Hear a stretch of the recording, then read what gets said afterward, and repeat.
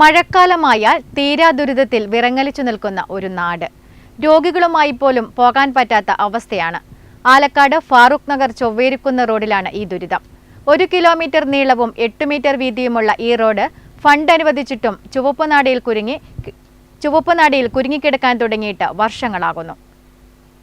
ആലക്കാട് ഫാറൂഖ് നഗറിനെയും ചൊവ്വേരിക്കുന്നിനെയും ബന്ധിപ്പിക്കുന്ന ഈ റോഡ് ഇന്ന് പൂർണ്ണമായും തകർച്ചയുടെ വക്കിലാണ്.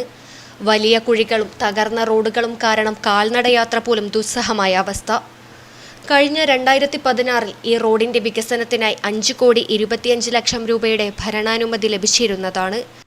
എന്നാൽ പിന്നീട് വന്ന സർക്കാരുകൾ ഇതിന്മേൽ ആവശ്യമായ തുടർ നടപടികൾ സ്വീകരിക്കാൻ തയ്യാറായില്ല. സാങ്കേതിക അനുമതി കൂടി ലഭിച്ചിരുന്നെങ്കിൽ വർഷങ്ങൾക്ക് മുൻപ് തന്നെ ഈ റോഡിന്റെ ശാപമോക്ഷം സാധ്യമാകുമായിരുന്നു. അധികൃതരുടെ അനാസ്ഥ കാരണം പ്രഖ്യാപിക്കപ്പെട്ട കോടികളുടെ പദ്ധതി വെറും ഫയലുകളിൽ മാത്രമായി ഒതുങ്ങി. ഏറെ കാലം മുമ്പേ ഉള്ള നമ്മുടെ പഞ്ചായത്തിൽ തന്നെ പഴക്കമുള്ളൊരു റോഡാണ്. ഇതുവരെ അതിനൊന്നും ഒരു പുരോഗമനം വന്നിട്ടില്ല.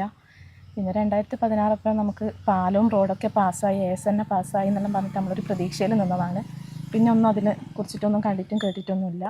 ഇപ്പം എന്ന് വെച്ചാൽ സർക്കാരൊക്കെ മാറിയതുകൊണ്ട് ജനങ്ങളൊക്കെ റോഡും പാലമൊക്കെ കിട്ടുന്നുള്ളൊരു പ്രതീക്ഷയിലാണ് നിൽക്കുന്നത്. പിന്നെയെന്ന് വെച്ചാൽ കുട്ടികളെ മദ്രസയിലേക്കാൻ, അതുപോലെ പള്ളിയിൽ പോകാൻ, സ്കൂളിൽ പോകാൻ എല്ലാം ബുദ്ധിമുട്ടാണ്.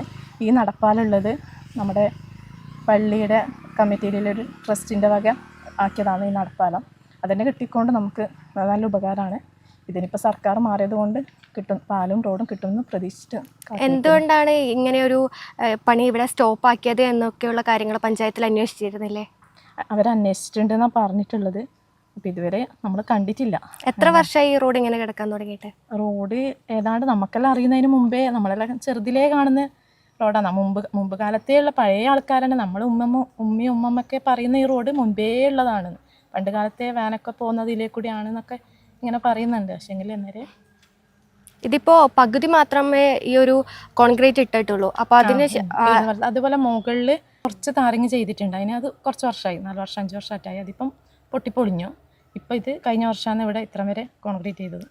കഴിഞ്ഞ വർഷം റോഡിന്റെ അവസ്ഥ അതീവ ഗുരുതരമായപ്പോൾ KMCC പ്രവർത്തകർ ഇടപെട്ടാണ് താൽക്കാലികമായി ഈ കുഴികളടച്ച് ഗതാഗത യോഗ്യമാക്കിയത്. മഴക്കാലമായാൽ ഏറെ ബുദ്ധിമുട്ടിലാണ് ഇവിടുത്തെ പ്രദേശവാസികൾ. രോഗികളെയും കൊണ്ട് ആശുപത്രിയിലേക്ക് പോകണമെങ്കിൽ കൂടിയും അത്രയും ബുദ്ധിമുട്ടാണ് ഇവിടെയുള്ളവർ അനുഭവിക്കുന്നത്. പുതിയ സർക്കാർ വന്ന പ്രതീക്ഷയിലാണ് ഇവിടുത്തെ പ്രദേശവാസികൾ. ഉടൻ തന്നെ ഈ റോഡ് ശരിയാകുമെന്നും അവർ വിചാരിക്കുന്നുണ്ട്.